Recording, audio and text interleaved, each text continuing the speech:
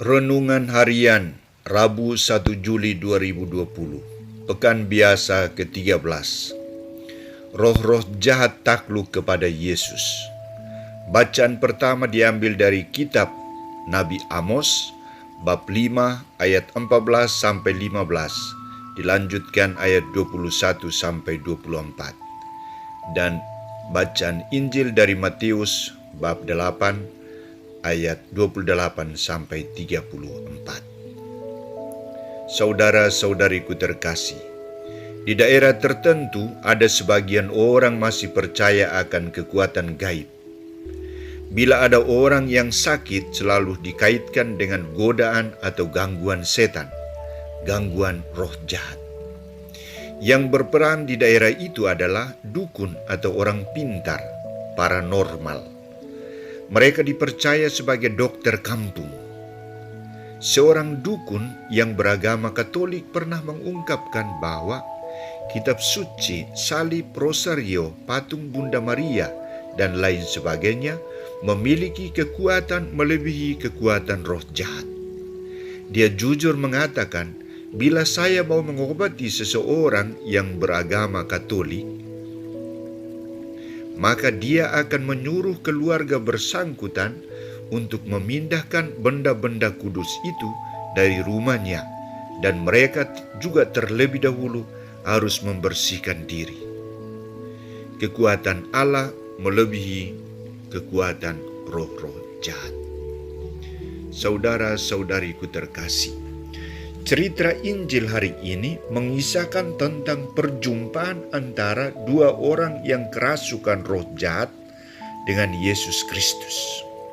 Kedua orang yang kerasukan roh jahat itu datang berjumpa dengan Yesus ketika Yesus tiba di Gadara. Roh-roh jahat itu mengetahui bahwa orang yang memasuki daerah itu adalah Yesus, Anak Allah, yang memiliki kuasa melebihi mereka.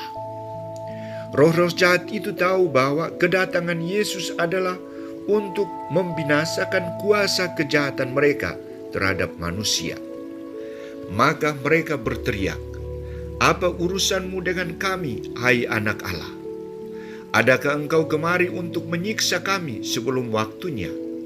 Jika engkau mau mengusir kami, suruhlah kami pindah ke babi-babi itu." Saudara-saudariku terkasih, bagaimana tanggapan Yesus terhadap permintaan roh-roh jahat itu? Yesus tegas mengatakan, "Pergilah." Yesus memerintahkan mereka untuk pergi. Ia mengiyakan permintaan mereka. Ia mengajak mereka untuk keluar dari kedua orang itu. Mereka bukan lagi menjadi penguasa atas kedua orang itu. Kedua orang itu telah menjadi sembuh. Mereka telah dibebaskan oleh kuasa Yesus. Mereka menjadi milik Tuhan Yesus. Bagaimana tanggapan orang Gadara terhadap peristiwa penyembuhan itu? Mereka tidak bergembira melainkan takut dan meminta Yesus untuk meninggalkan daerah mereka. Orang-orang Gadara tidak mau dibebaskan dari kuasa kejahatan. Mereka tidak mau menerima Yesus mewartakan kabar sukacita dan membawa damai bagi mereka. Dari peristiwa ini nampaknya bahwa Yesus mudah sekali mengalahkan kuasa roh jahat. Akan tetapi, ia tidak mampu mematahkan ketegaran hati manusia. Mereka menolak belas kasihannya. Bapak, Ibu, saudara-saudariku terkasih, adakah roh-roh jahat yang perlu ditaklukkan Yesus di dalam diri kita? Adakah roh-roh jahat yang dapat merusak komunikasi kita dengan Allah dan sesama? Adakah roh-roh jahat yang dapat mengganggu kinerja kita, mengganggu keluarga kita, komunitas kita, dan panggilan hidup kita?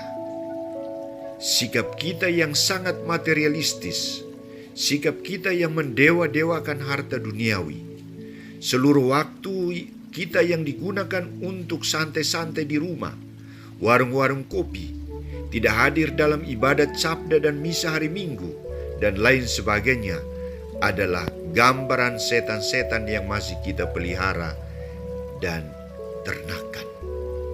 Mari kita membuka diri dan memohon kepada Yesus untuk mengusir setan-setan ini dari diri kita.